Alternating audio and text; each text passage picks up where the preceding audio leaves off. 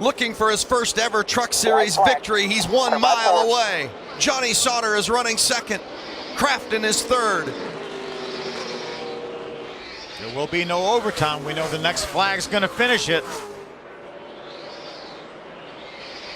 Where's Matt going? Taking a shortcut. Into turn 3 for Daniel Suarez.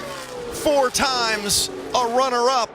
For the first time tonight, he's the winner in the Truck Series. Good job, guys.